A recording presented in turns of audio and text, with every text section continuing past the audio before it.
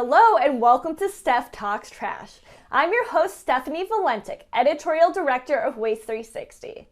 Today we'll hear from Dr. James Kruger, who just completed his dissertation called Bury or Burn Then Bury.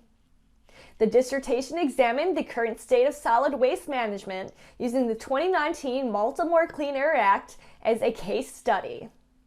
Let's hear from Dr. James Kruger about how this dissertation came about and what data sources he used to build his dissertation. I was interested in cogeneration. I ran into this in the late 80s when I was working at the Watergate complex in Washington, and we were doing boiler repairs and chiller repairs, and we put a waste heat boiler in. And one of the engineers there explained to me the cogeneration concept, because I am not an engineer.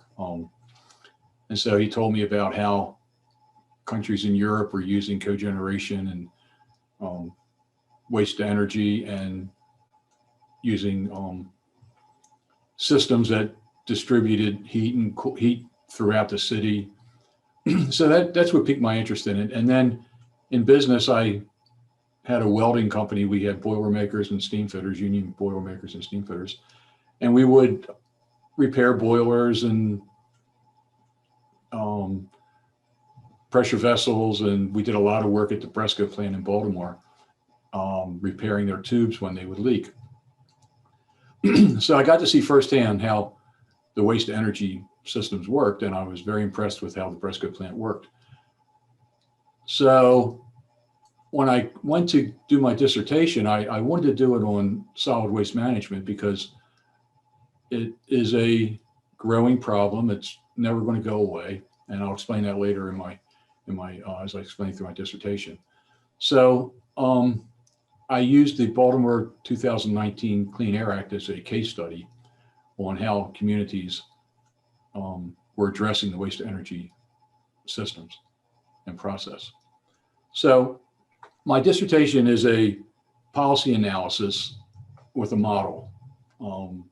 My committee insisted that I have a model for Baltimore as part of the dissertation. And I used a qualitative, descriptive analysis methodology. And what that methodology does is you interview people. I interviewed 11 people, different people that they had different expertise. And there were engineers, there were government workers, there were activists. And I tried to get a full gamut of experiences and points of view. Also, in a qualitative study, I limited where I was going to do my foundational materials to mostly academic work. There's a lot of academic work out there, and it's peer reviewed, it's tested, it's trusted. And I went to, there's an organization called WTERT, Waste Energy Research Technology. It's at Columbia University, and I used a lot of their information. I saw your interview with Dr. Costauti a couple of weeks ago, and I actually used him a couple of times in my dissertation, and Professor Thamalis, I used him as a resource. So I used a lot of articles, like I say, from academia. I went to professional organizations like the ASME, American Society of Mechanical Engineers. They have a white paper that they put out years ago on the benefits of using waste to energy. And that's a pretty thorough item. ASME has over, I think, 120,000 members. I am a student member, so that's good. I get their emails a couple times a week, keeping me up to date on things. And I also found a group called GBB. It's an engineering group out of Virginia, and they did presentations. And I saw Mr. Gershman do a presentation in, I think it was 2012 or 2013. It was close to my home, so I went to this presentation.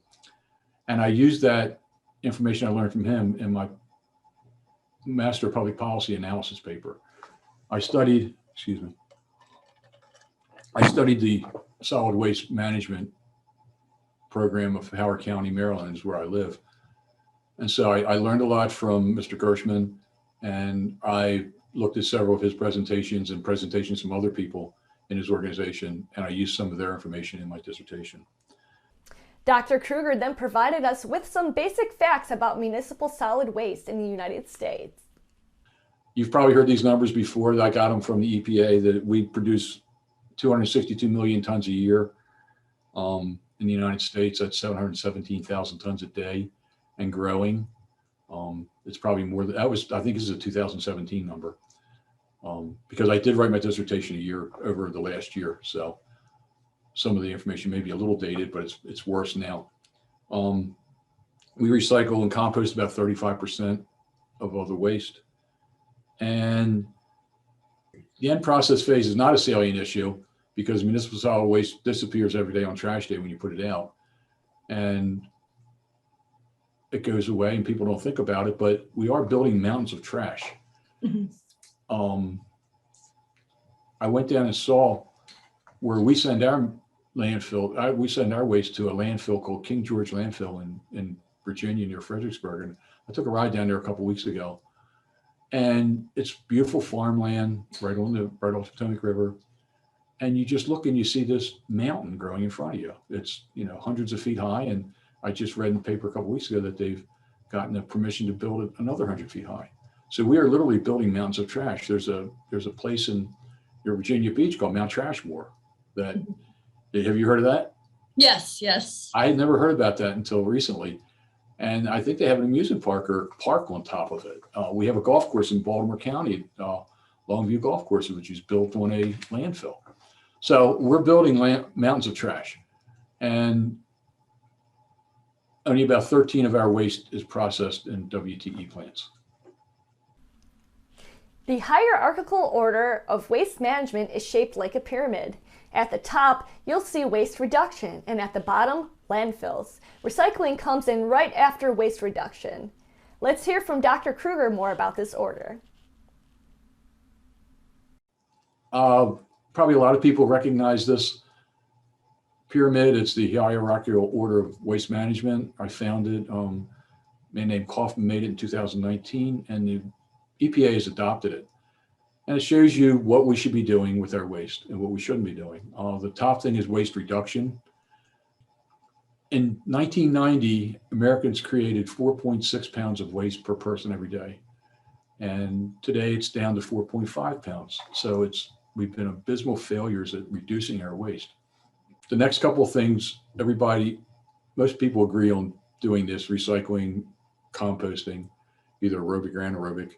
What do you do with the rest? This is the binary question. Do you bury it or do you burn it? And that's where I got the name of my dissertation.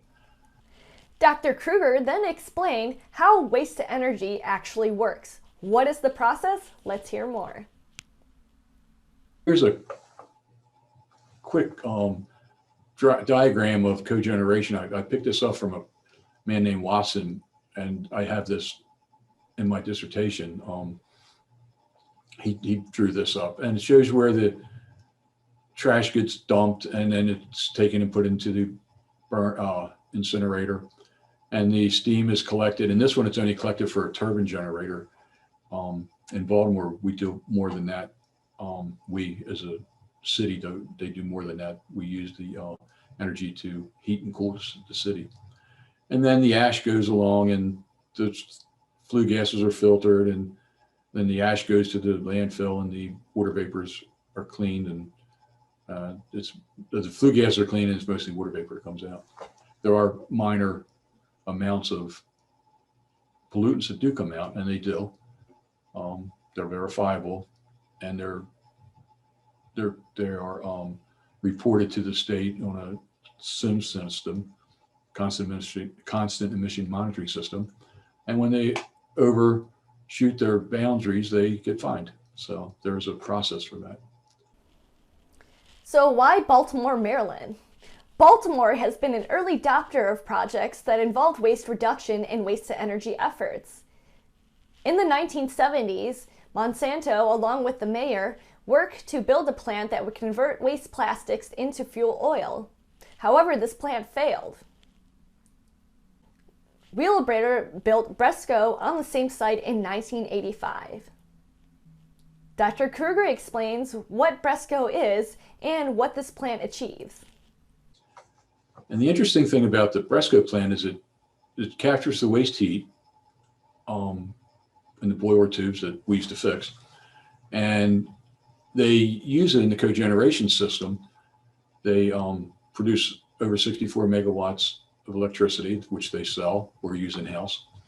They have a steam pipe that goes winding through Baltimore City that heats 255 buildings. And they have a cooling plant underneath the convention center where they use absorption chilling to send that chill water out through pipes, and they cool 50 buildings. So these buildings don't have to have their own boilers, their own chiller plants. So there's energy that's not being used, that's being, they're using this reclaimed energy. Mm-hmm. And they reclaimed over 11,000 tons of metal in 2018. And that's including ferrous and non-ferrous metals. And there was a contentious era here from 2019 to 2020 where the Baltimore City Council and government passed a 2019 Baltimore Clean Air Act, which would severely have limited the emissions that would come out of the Bresco plant. It was signed into law by Mayor Pugh, and then Wheelabrator sued, and they went to federal court, and the federal court invalidated the law, saying that the city had overstepped its bounds and that the EPA and state of Maryland regulations, emissions, were to be adhered to and not the cities.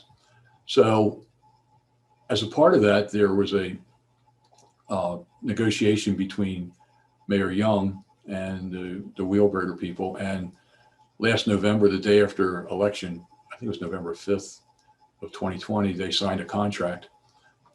And it's a 10-year contract. This is all reported in the newspapers. Mm-hmm. And Bresco is going to put new pollution control systems in.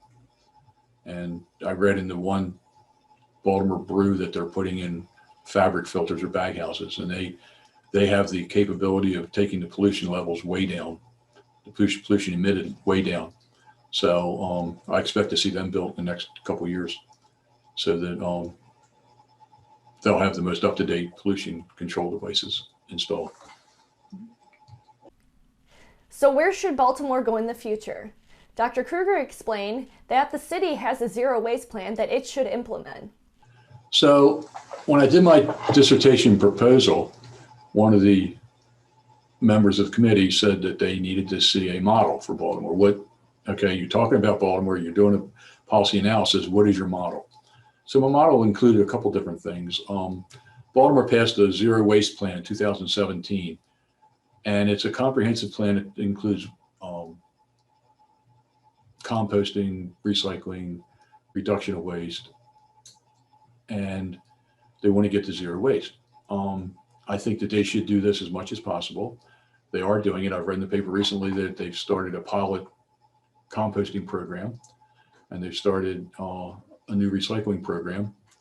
And they look like they're, from what I've read, that they look like they're going forward with this, and hopefully they get the funding and are able to expand these programs. What kind of challenges do you see coming about with kind of implementing these type of measures to become more zero waste? And, it just seems like there's so much scale that needs to happen, so much scaling that needs to happen to be able to move forward and do these types of things to move the city forward. Well, the next three words are, you got it. It's educate the populace, educate the populace, educate the populace. Mm-hmm. And one of the people I talked to in my dissertation interviews was a faith leader, and he said it's a generational issue. You're not going to get it done in one generation. It's going to be multi-generational issues. You have to educate the populace, and you have to teach them how to separate their recyclables, separate their compostables, and just general cleaning up the city. So what does the United States need to do to move forward in reducing waste in this country? Dr. Kruger says that we need to use a carrot-stick approach. He referenced extended producer responsibility, saying that states need to implement programs that encourage manufacturers to reduce packaging. There also needs to be an increase in funds when it comes to composting programs to reduce food waste. Dr. Kruger also made references to China's sword, which severely impacted our nation's recycling systems. Technology exists to greatly reduce the emissions from I believe there's 70 waste energy plants now, and West Palm Beach is the model. I see that our government is passing $1 trillion infrastructure bill. I think that the powers that be should contact their congressmen and senators and see if there's a way of getting funds in this infrastructure bill, because waste management is absolutely an infrastructure, to help fund some of these emission reductions at all the waste energy plants. If you use the bottom ash to make cementitious materials or road paving materials, you're almost getting to zero energy. I know a lot of these plants, they combine their fly ash and their bottom ash, and I've read that the fly ash is where all the contaminants are. So the engineers should figure out some way, if they haven't already, they probably have, to separate, keep these two streams separate so that you can use it. More in my wheelhouse, I think you have to change the national mood and get the political will to use more waste energy plants, to build them and take advantage of cogeneration and fossil fuel displacement. Overall, we need to learn about efficiencies from the European Union countries. The overarching message in my conversation with Dr. Kruger was that we need to follow the science. Thank you once again for joining me for this episode of Stef Talks Trash. For this and other episodes, please visit waste360.com.